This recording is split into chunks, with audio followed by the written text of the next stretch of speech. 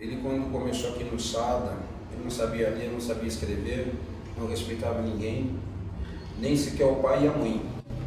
A Tainá teve sempre dificuldade de aprendizado, dificuldade de comunicação, passou em neuro, passou em psiquiatra, passou com tudo que eu pude levá-la. Só vivia a base de remédio na escola, não sabia cores, não conhecia letras. Através que o posto de saúde encaminhou ele aqui para o SADA, hoje ele já conhece letra, hoje ele já sabe praticamente ler dentro de 1 ano e meio. Eu estou muito satisfeito com o SADA, satisfeito com os profissionais que estão aqui.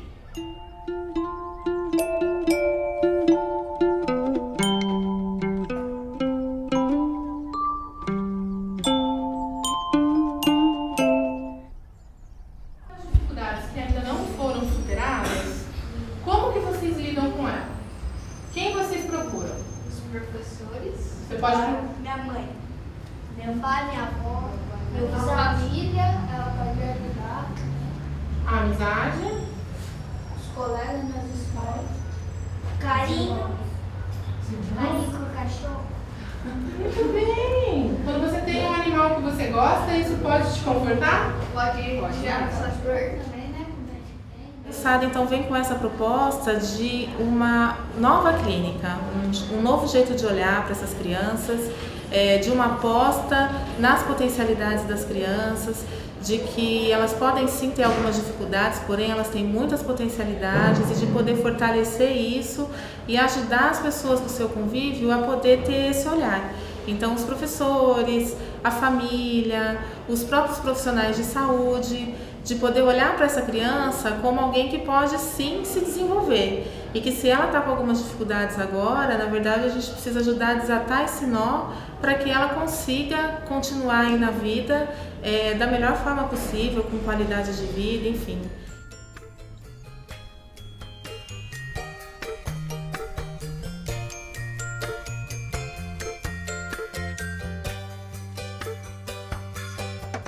Antigamente não chamava de distúrbio de aprendizagem, não, chamava de dificuldade escolar. Aí eu pedi para a diretora se eu podia fazer um pequeno laboratório. Como professora, eu podia.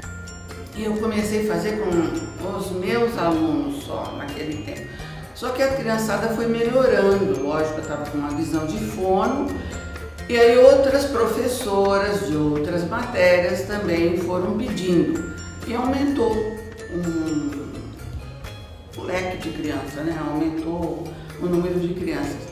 E isso chegou até a diretora, que quis falar comigo, eu contei da minha visão, o que podia acontecer, e foi aumentando e acabou chegando na Secretaria de Educação aqui da Prefeitura.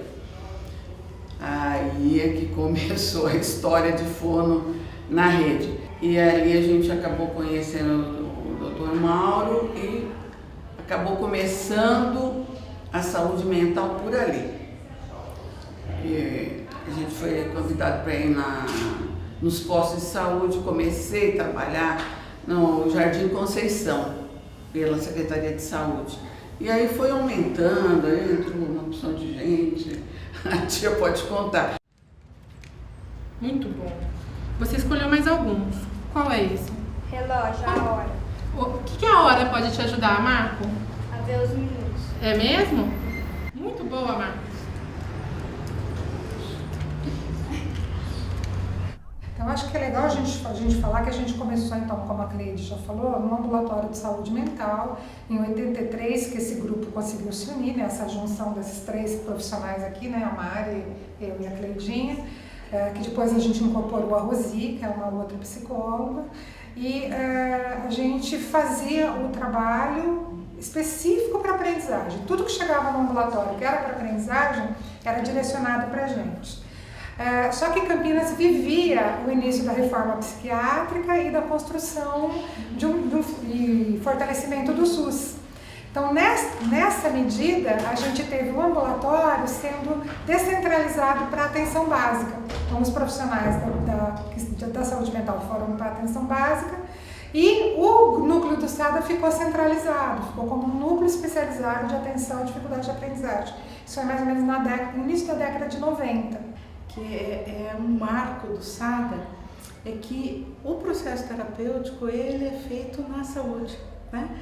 O trabalho na educação é um trabalho de reflexão, é um trabalho de construção de um saber, de como lidar com a criança que tem a dificuldade, mas o processo terapêutico, essa é a grande marca do nosso trabalho, ele é da saúde e é desenvolvido no espaço da saúde. Ela teve sempre dificuldade de aprendizado, dificuldade de comunicação, passou em neuro, passou em psiquiatra, passou com tudo que eu pude levá-la.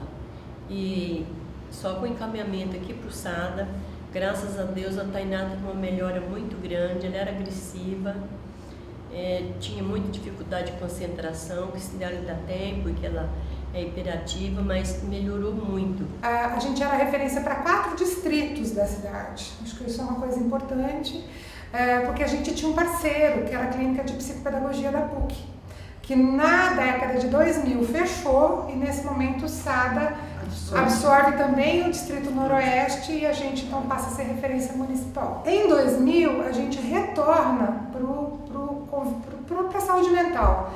A atenção à saúde mental de criança e adolescente, ela contava com 3 referências, era o SADA, o CEVI e o CRAISA.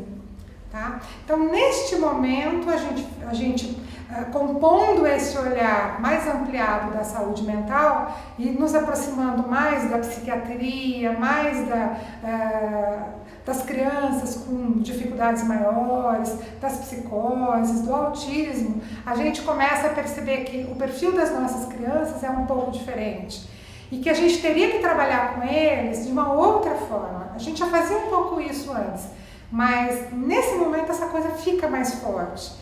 A gente começou aqui no SADA como estagiária, participando dos grupos. Na época quem conduzia esses grupos eram a Rosângela e a Mariara. Então a gente já começou a ver o funcionamento do SADA ainda lá no comecinho. Quando a gente entrou e oficialmente fazia parte da equipe, a gente já conhecia então um pouco da história e de como era olhada a criança aqui dentro, de como que os processos eram olhados e o que deveria ser feito, os contatos. Mas com certeza a gente foi aprendendo muito, compartilhando as histórias com as próprias crianças e com as famílias e com a equipe toda. Desde a primeira série tem dificuldade para ler e escrever. Com a ajuda das meninas aqui do SADA, ele melhorou 100%. Ele é uma outra pessoa hoje. Na escola ele também mudou o comportamento dele. É isso que eu tenho que dizer. Ele veio pro SADA sem saber nada. Graças a Deus, o apoio do SADA, esse profissional que eu encontrei aqui, foi que deu o suporte que ele chegou hoje. Hoje ele está lendo, ele está escrevendo e, acima de tudo, aprendeu a respeitar o espaço de cada um. As crianças estavam sendo rotuladas, estavam sendo estigmatizadas e a gente fala, como a gente dá conta de lidar com isso? Né? Lembrando que o sujeito é um sujeito integral, né? Quer dizer, eu não posso olhar para ele só porque ele tem de negativo, só porque ele tem de dificuldade. Eu acho que esse é o grande pulo do gato que o SADA conseguiu fazer, foi juntar, ao olhar a dificuldade, identificar a potência. E ao identificar a potência, fortalecer essa potência. E ela ser a alavanca para reduzir a dificuldade. Uma coisa muito interessante dos nossos projetos, que eu acho que é bacana ressaltar, é que os nossos projetos eles são vivos, né? Quer dizer, a gente inicia com uma terapeuta, a gente avalia a dificuldade, mas a gente está sempre reavaliando esses projetos, né? Inicialmente a criança, o usuário, ele tem necessidade de um terapeuta, aí a gente para, reavalia, troca, entra para outro projeto. De repente precisa da fono, precisa da TO, então é um projeto que está sempre em reavaliação e está sempre sendo olhado. Eu vejo o SADA como um investidor nas potencialidades do sujeito, tanto nos sujeitos, crianças e adolescentes, né, que para quem a assistência é prestada, tanto para eu, enquanto profissional, sujeito desse processo que auxilia essas crianças também. Eu fico muito grata, muito lisonjeada de fazer parte desse projeto. A gente vê muito, tem muito como base essa questão do processo, né? É o processo interno da equipe, o processo dos nossos meninos, para a gente poder fazer essas reavaliações na transdisciplinaridade mesmo, dentro da mini equipe e nos compartilhamentos que a gente faz em diferentes espaços onde a gente está discutindo criança e adolescente para a gente poder potencializar essa atenção dentro do município. E o que eu pude observar, desde que eu comecei a participar desse processo de trabalho, foi um crescimento muito grande na questão da qualidade mesmo do cuidado prestado a essas crianças e adolescentes. Os profissionais, muitas vezes, eles têm o desejo de se envolver nessa clínica, porém eles não têm tanto conhecimento, tanto manejo em relação a isso. E o SADA, ele dá um suporte muito importante para essas pessoas, assim, né? De estar lá mensalmente acompanhando, tirando todas as dúvidas desses profissionais e, além disso, também discutindo os casos que hoje estão sendo atendidos pelo SADA aqui no serviço, né? Então tem uma proximidade muito maior com a rede nesse sentido, assim, dos casos que o SADA atende aqui e de poder trocar com os profissionais que também acompanham esses casos na ponta. Então isso é um fator muito importante porque acabou mudando também o olhar dos professores, o meu olhar enquanto profissional, né, abrangendo, mas olhando para esse sujeito de uma forma diferente, né, menos estigmatizadora, né, olhando para aquela potencialidade daquele sujeito que vinha ali para ser atendido. Além disso, a gente vê que o SADA tem um protagonismo importante na rede municipal da criança e do adolescente, com um trabalho intersetorial, de poder envolver as outras secretarias, para a gente poder trabalhar em rede mesmo, né? De uma forma mais harmônica, mais parceira, conversando com as escolas, com os professores, com assistentes sociais, enfim, com todas esses atores aí que estão envolvidos na vida das crianças, né? Que a gente recebe. A minha recordação da parceria não é somente de um bom atendimento, mas sim também de um crescimento para todas nós. E depois isso se refletindo em cada um de nós como um todo. E, consequentemente, refletindo na solução de muitos casos considerados irreparáveis e que, através do SADA, sempre tiveram uma boa solução. O SADA tem uma grande característica, né, que é esse trabalho transdisciplinar e que ele alcança alguns limites que isso não é muito acadêmico, isso não é muito apontado na faculdade, isso precisa ter toda uma experiência, uma dinâmica. A gente foi aprendendo muito aqui nesse fazer. A gente já tem quase, eu e a Lida, 7 anos aqui, de casa, de equipe, e com certeza é com cada um desses sujeitos que essa formação se consolida, se marca e ela transcende, ela se transforma. A gente tem uma posição de muita honra na nossa história. Quando a criança ou o adolescente chegam ao SADA, não chega um usuário, chega a família, chega a escola, chega o entorno da criança, né? Se tem um núcleo, se tem uma ONG trabalhando junto. Então, o trabalho ele precisa pegar todos os elementos de ligação para fazer um projeto comum, porque não adianta a gente trabalhar com a criança investindo na autoestima dela e a escola pondo ela para baixo, ou a família fazendo isso, né? Porque muitas vezes a criança chega aqui com a família não acreditando nada nela. Então você precisa investir nesses diferentes elos para o processo realmente surtir efeito. Então a gente brinca, entrou no SADA, entra um grupo, né? Cada criança que entra um coletivo.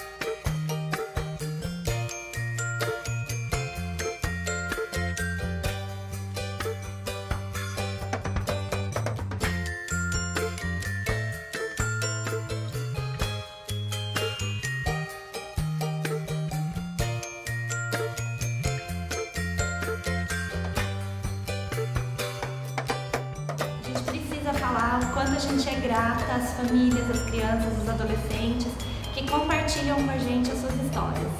A gente ajudou eles a crescerem, mas acho que a gente cresceu muito mais.